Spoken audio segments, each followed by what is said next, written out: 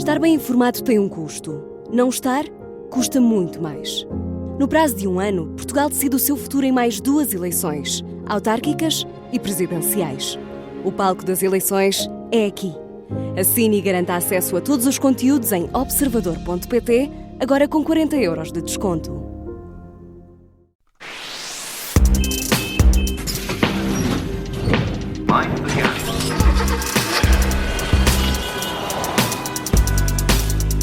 Operação Stop, mais um domingo, mais um programa dedicado ao mundo do automóvel. Hoje, em dia de eleições, domingo, vá votar.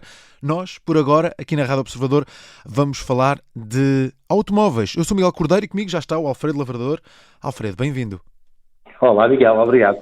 Bem, hoje vamos falar dos híbridos plug-in, que nós aqui já vaticinámos a sua morte, mas afinal não é bem assim. O que é que se passa com os carros com esta mecânica híbrida plug-in, os chamados PHEV, que dizes agora que estão entre a morte e a ressurreição? Parece estranho, mas corresponde exatamente à verdade. Vamos recuar só ligeiramente para que os nossos ouvintes nos percebam. Desde 2022 que a União Europeia recebe de todos os fabricantes os dados de consumo e de emissões de todos os PHEVs no mercado. Isto é uma espécie de Big Brother generalizado, mas é obrigatório. As marcas não se podem baldar e têm que enviar os dados para a União Europeia.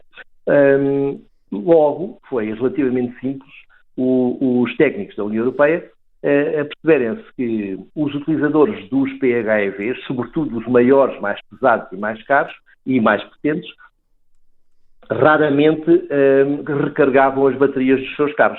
E devido ao peso adicional que essas baterias têm, estes carros acabavam por gastar muito mais e poluir também muito mais do que aquilo que deveriam, e por isso mesmo recebiam uns incentivos que não fazia sentido.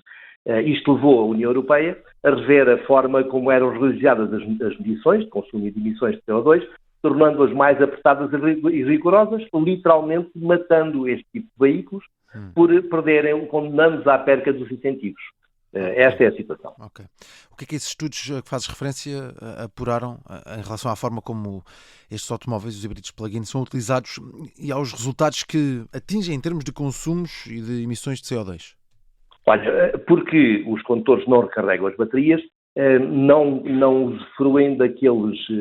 Inicialmente eram 50 km de autonomia em modo elétrico, depois evoluíram para 80. Há carros hoje em dia que já ultrapassam os 100 km/h em modo elétrico. Não utilizando esse argumento, aqueles consumos relativamente baixos e as poucas emissões de CO2 que eles poderiam conseguir, desaparecem.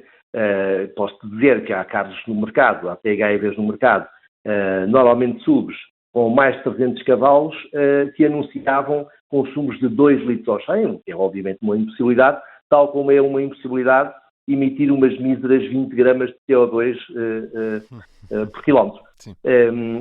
E isto tornava-os uma alternativa credível aos carros 100% elétricos, o que obviamente também não corresponde à realidade, enganando assim os condutores e que compravam um carro que deveria gastar pouco e não gastava, e depois, simultaneamente, enganando os governos, como os governos, e como vocês na Rádio Observador já explicaram N vezes, os governos não têm dinheiro, é o dinheiro dos contribuintes. Os governos que atribuem ajudas financeiras à venda acabavam por não ser ressarcidos com consumos inferiores e com emissões inferiores. Logo, não faz sentido. E face a esses dados, o que decidiu a União Europeia mudar na forma como realiza a homologação dos PHEV? Essencialmente o que fizeram, mexeram em várias áreas, mas sobretudo o que fizeram foi incrementar o número de quilómetros a percorrer durante os testes, o que diminui o peso daqueles, como estamos a falar, de homologações à saída da fábrica, ou seja, em modelos novos, e são realizados em bancos de ensaio, etc.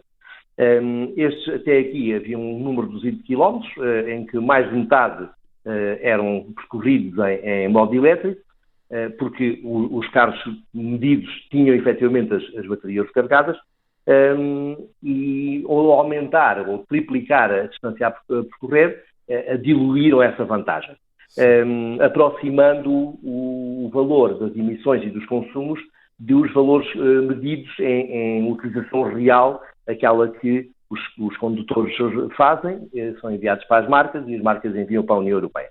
Em termos práticos, que é aquilo que tu queres saber, a partir de 1 de janeiro de 2025, todos os carros híbridos plug-ins novos, ou seja, aqueles que vão a homologar, passaram a ser avaliados segundo este novo método de determinação de consumos e emissões, chamado Euro 6E bis. Não me perguntes como é que eles chegaram a essa denominação, eu também não sei responder, mas basicamente substitui o Euro 6. E então, e todos os modelos à venda, portanto, os modelos atualmente no mercado, vão ter que ser reavaliados para terem novos valores até dia 31 de dezembro de 2025, até final do ano. Em termos práticos, as emissões de CO2, que hoje em dia andam entre as 20 e as 30 gramas, vão acabar por subir para as 60 ou 80 gramas. Isto significa que em muitos mercados ficam fora dos valores que lhes permitem ter acesso aos incentivos, que, por exemplo, em Portugal estavam nas 50 gramas de CO2. Muito bem. Qual é que foi a abordagem do governo português face a este mesmo problema? Olha, não sei o que tu diga. Posso dizer qual é. Já te digo qual é. Quando a conversa começa assim. É temer o pior. Mas não sei se te diga se foi uma boa ideia ou se foi uma má ideia. Eu sinceramente acho que foi uma má ideia. Ok. Conta. Porque o que o governo fez foi. Portanto, o governo até aqui obrigava a que os híbridos plug-in, para ter acesso aos incentivos, tinham que. Era a regra das 50-50. Tinham que emitir até 50 gramas de CO2 e percorrer no mínimo 50 km em modo elétrico. O que eles fizeram foi deixar os 50 km em modo elétrico, tudo bem, aí não há mal, mas subiram das 50 para as 80 gramas as emissões de CO2. Por exemplo, houve outros países, a Bélgica, por exemplo, subiu para as 75 gramas. Houve outros países ainda que não fizeram isso sequer. Mas o facto é que acabaram por ceder às marcas e isso vai resultar numa